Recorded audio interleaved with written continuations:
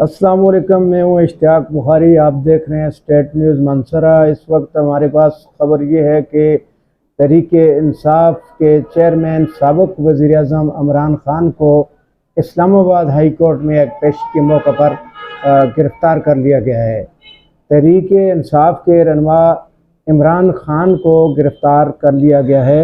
नेब ने एक केस जिसके दफ़ा 34 है 18E के तहत रेंजर्स की खिदमात हासिल करके इमरान खान को गिरफ़्तार किया गया। मीडिया कवरेज करने वाले जर्नलिस्ट जो भी वहाँ पे मौजूद थे उनको भी तशद्दुद का निशाना बनाया गया है। इमरान खान को हाई कोर्ट यानी कि अदालत से गिरफ़्तार किया गया है और इस मौका पे अल कादर ट्रस्ट एक कोई केस हाई कोर्ट में ज़ेर समाअत था जिसमें तहरीके इंसाफ के चेयरमैन और साबिक वज़ीर आज़म इमरान खान को गिरफ़्तार कर लिया गया है। अभी हाई कोर्ट ने 15 मिनट के अंदर अंदर IG पंजाब को अदालत में तलब किया है और कहा कि इस चीज़ की वजाहत की जाए कि क्यों गिरफ़्तार किया गया है। कानूनी माहिरीन के मुताबिक कोई भी लीडर जब किसी अदालत में पेश होने के लिए आता है तो पेश होने तक उसे गिरफ़्तार नहीं किया जा सकता। हाँ, उसको अगर अदालत जो है वो अपनी तरफ से कोई अहकामात सादर करती है तो उसकी रोशनी में गिरफ़्तार किया जा सकता है।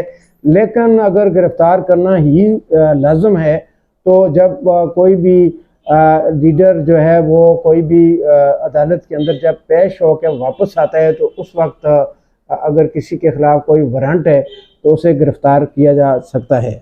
इस वक्त मुल्क भर में जो सोशल मीडिया पे ख़बर चल रही है और चूँकि सोशल मीडिया पे जो सिग्नल्स हैं वो इस वक्त बिल्कुल भी नहीं हैं। लोग जो हैं वो इस खबर की तस्दीक के लिए चूँकि टीवी तो लोगों के पास शहर के अंदर जो अपने कामों के लिए आए हुए होते हैं उनके पास नहीं होती है तो वो मोबाइल को ही नेट उस पर ही इस्तेमाल करते हैं।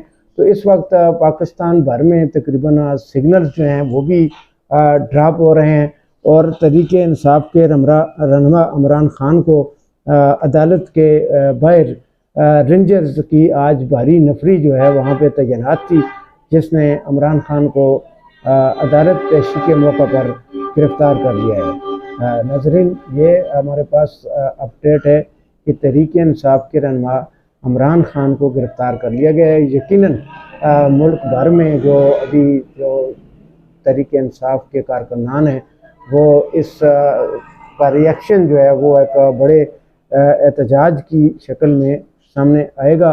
मज़ीद हम अपडेट आपको जो है देते रहेंगे। आप हमारे साथ रहिएगा। अल्लाह हाफ़िज़।